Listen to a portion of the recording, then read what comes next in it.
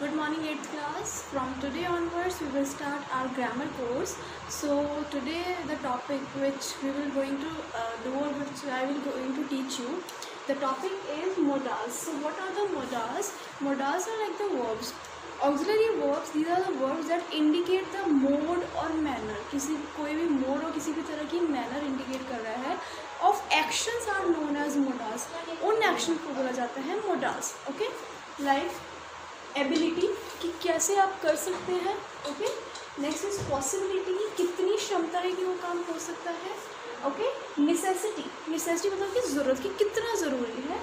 Permission कि किसी की भी चीज़ की आप परमिशन ले रहे हैं, आज्ञा ले रहे हैं, that is permission. And obligation, कोई भी रुकावट, कोई भी तकलीफ, कोई भी प्रॉब्लम आना, that is obligation. Okay, so these are the things which is included in the modals. So we will read more about the modals. Kinds of modals now. First of all, you have to open page number 273 of your compact English grammar book. Okay, modals with maximum emphasis on mode, जैसे कि dare हिम्मत, need ज़रूरत, must कि होना ही चाहिए, must हमेशा आप use करें, you must do it कि आपको ये करना ही करना है. Have to आपको करना चाहिए, like this. Like how dare you to hurt me, this is a courage. Okay. You need not worry about your child. आपको अपने बच्चे के बारे में चिंता करने की ज़रूरत नहीं है. You need not. Okay. You must discipline yourself. आपको हमेशा डिसिप्लिन में रहना चाहिए, ऐसा होना चाहिए. This is compulsion.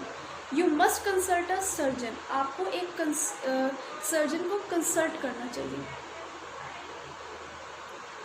You have to follow the protocol. So this is the rule actually on rule कि आप कैसे एक्सेप्ट करें. Like you have to कि आपको करना चाहिए. जैसे मैंने बोला कि you have to work hard for getting good marks. So you have to, आपको करना चाहिए. Okay, must का मतलब होता है कि आप करिए. Okay, just like compulsion. Modals with medium emphasis on mode. इसके ऊपर क्या इफेक्ट पड़ता है? मीडियम एम्फेसिस अगर हम बात करें तो उसमें आता है should, will, ought to, could or would. Could is a past form of can and would is a past form of will. Like example, you should have a proper routine in life. आपकी life का जो routine है वो बिल्कुल proper होना चाहिए, अलग अच्छे से होना चाहिए कि आप टाइम वेस्ट ना करें. So this is a advice. You should कि आपको ऐसा करना चाहिए. You should not be late for work. आपको काम के लिए लेट नहीं होना चाहिए. ईट हेल्दी फूड, अच्छा खाइए. Else you will become thin. Simple future. Next is I will help you कि मैं आपकी मदद करूँगा. सो विल आपको पता है always you use it the plural, sorry always भी you use in future. Okay, but will आप यूज़ करेंगे सिंपल फ्यूचर में. I will help you. You ought to behave properly with others कि आपको दूसरों के साथ अच्छे से बिहेव करना है. दिस इज़ अ ड्यूटी कि आपको करना चाहिए. You could eat a big pizza in less than 5 minutes. आपको पिज़्ज़ा ख़त्म करना है 5 मिनट के अंदर. If he had a bike, अगर उसके पास बाइक है, ही कुड, वो जा सकता है. He could reach early.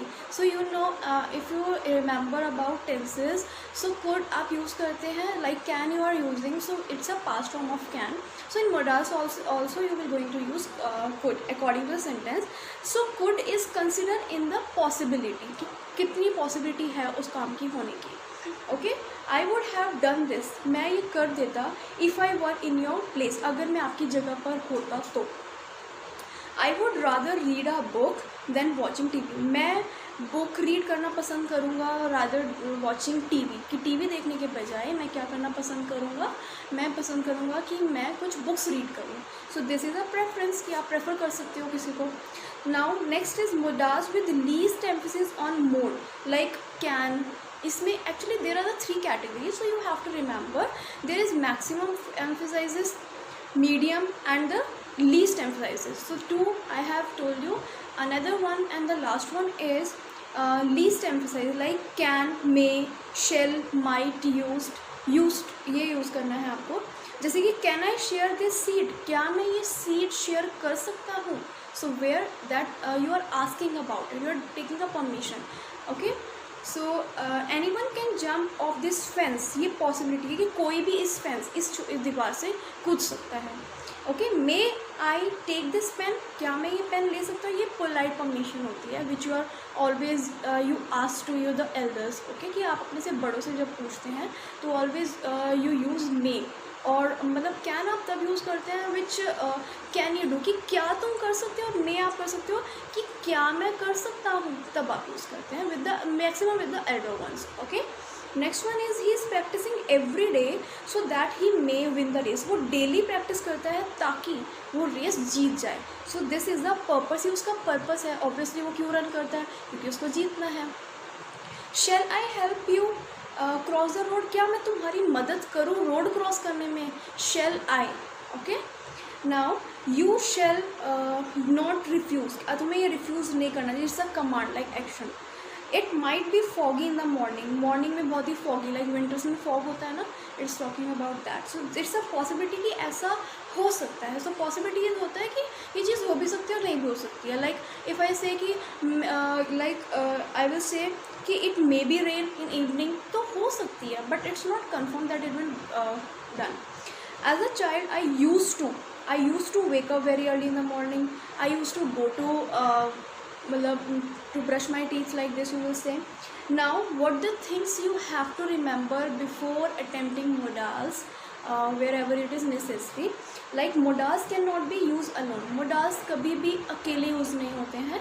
like modals do not change their form, उनकी कोई फॉर्म चेंज नहीं होती है.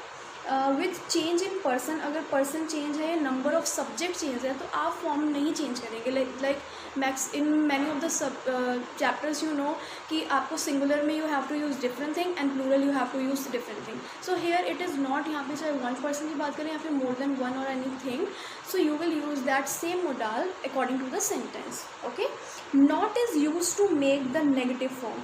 नॉट, ऑब्वियसली आपको पता है नॉट हमेशा नेगेटिव का काम करता है. नेगेटिव का मतलब यही होता है कि जहाँ पर नॉट आ जाए. So not is use to make the negative form of modals. All modals can not be use in the past और फ्यूचर. सारे modals आप पास्ट और फ्यूचर टेंस में यूज़ नहीं कर सकते हैं. Okay, so these are the 4 points. Actually this is the page here which you have to read, page number that is 273 of your book. Okay, now there is more explanation about all the terms, like will आपको कहाँ use करना है and where you will going to use shall, will not, like not form where you will going to use. अब here is the first form like will.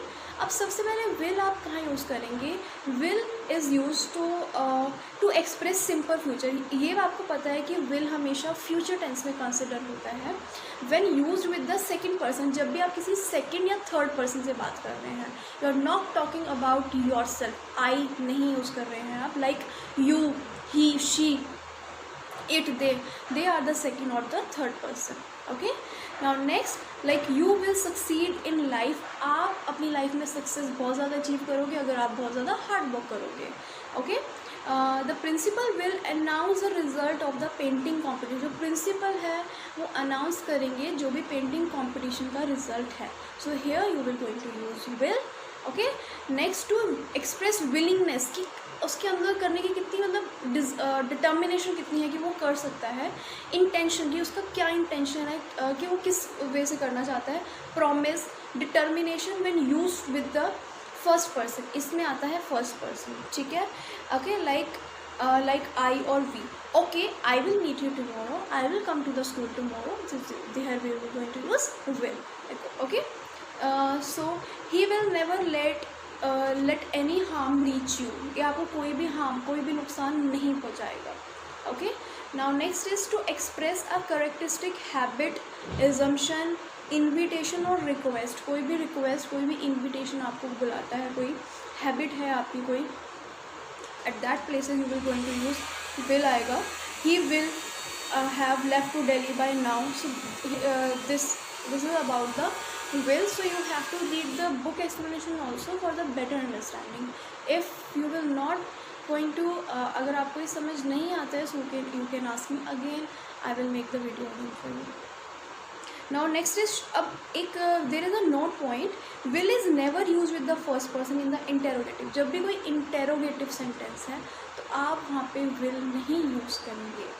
Okay, shall, अब है shall, shall not, shall not कैसे आप use करेंगे। Okay, shall होता है to express pure future with the first person, about the future only, but when you are talking with the first person like I, we shall go to the market tomorrow, to make offers और suggestions और to ask for advice with the first person. इसमें जो role है maximum first person का ही है, like first person की आप बात करें in the interrogative way, we shall, what shall we do this weekend, so it's an interrogative question form, so you will going to use shall I drive the car, क्या मैं car drive कर सकता हूँ, it's a question, so obviously you will going to put a question mark and write shall। To express command, कोई भी command है, आपको कोई कमांड दी, कोई ऑर्डर दिया गया है, वार्निंग है कोई आपको कि तुम्हें ये कर, अगर तुमने ऐसा किया तो लाइक जैसे वार्निंग होती है ना, प्रॉमिस कि आप इससे कोई वादा कर रहे हो, एश्योरेंस कि आप उसको आश्वासन दिला रहे हो कि that I will do it, कि मैं ऐसा करके दिखाऊंगा, दैट इज़ एश्योरेंस, कि आप उसको एश्योर कर रहे हो। डिटर्मिनेशन कि आपकी करने की कितनी चाह है, मतलब अब सपोज मैं आपको कोई वर्क बोल रही हूँ and you are not having interest in that, you are doing because you are scared of me, कि अरे यार मैम ने दिया है so I have to do, so there determination होनी चाहिए आपके अंदर, करने की चाह होनी चाहिए। Like he shall do as you are told, जैसे आप बोलोगे वो वैसे करेगा, that's a command. I shall take care of everything for you, that's a promise और assurance. Now next is would, would भी जानेंगे और वुड नॉट भी जानेंगे, very going to use. Would आप करेंगे टू एक्सप्रेस पास्ट हैबिट्स, कोई भी आपकी कोई पुरानी हैबिट है, that is you will consider would, I would. He would regularly take breaks on long working days. My father would always ask me to brush teeth before going to mac, सोने से पहले मेरे पापा क्या बोलते हैं मुझे, that you do the brush. To express a polite request, offer और invitation, would you please carry this bag for me, क्या आप ये बैग मेरे लिए लेकर जाएंगे। Next, would you have dinner with me on Sunday, क्या आप मेरे साथ संडे को डिनर करेंगे। I would rather sleep early than repeat later. To express an imaginary condition, कोई भी इमेजिनरी आप इमेजिन करें, इट्स नॉट पॉसिबल, मतलब ऐसा नहीं कि वो लाइव हो रहा है आपके साथ, बट मैं इमेजिनिंग कि जैसे मैं सोच रही हूँ कि यार I will go to the Gurgaon और आई विल गो टू, मतलब मैं कुछ भी इमेजिन कर रही हूँ, कुछ सोच रही हूँ, so that is become there you will put would. Now next is should, should is use to express, आप कोई भी ड्यूटी, कोई भी ऑब्लिगेशन है, एडवाइजेबिलिटी कि आपने किसी को कुछ एडवाइस किया है कि आपको ऐसा करना चाहिए। डिज़ायरेबिलिटी कि आपकी डिज़ायर, मतलब कि आपकी जो एक चाह है कि लाइक मुझे आज ये चाहिए, सो नेक्स्ट डे मेरी डिज़ायर चेंज होगी कि मुझे वो भी चाहिए, like this.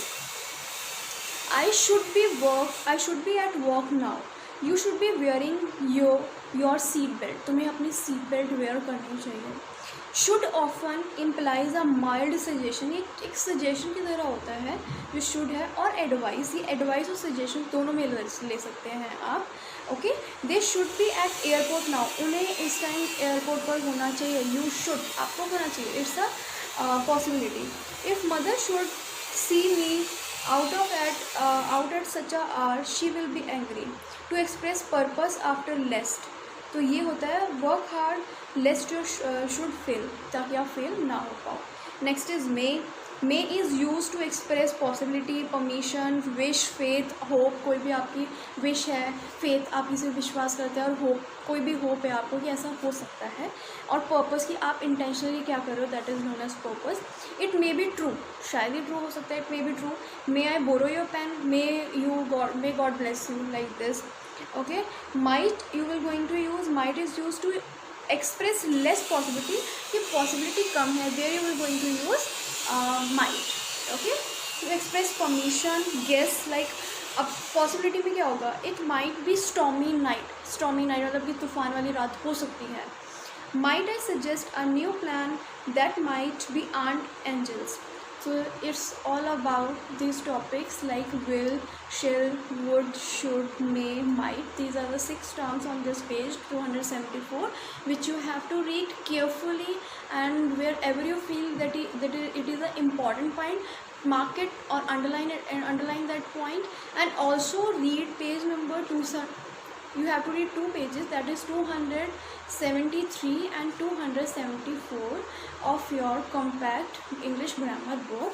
And with that I will give you one of the exercise part given on page number 275. So first you tried it yourself, because these are the very easy terms, or you can try it easily because it's a introduction of this chapter. Okay, so I will just giving you one worksheet of this, so just try it yourself. I will share the picture of this also, but first try it yourself, and after check the answers, the page which I will send you. Okay, thank you, have a nice day.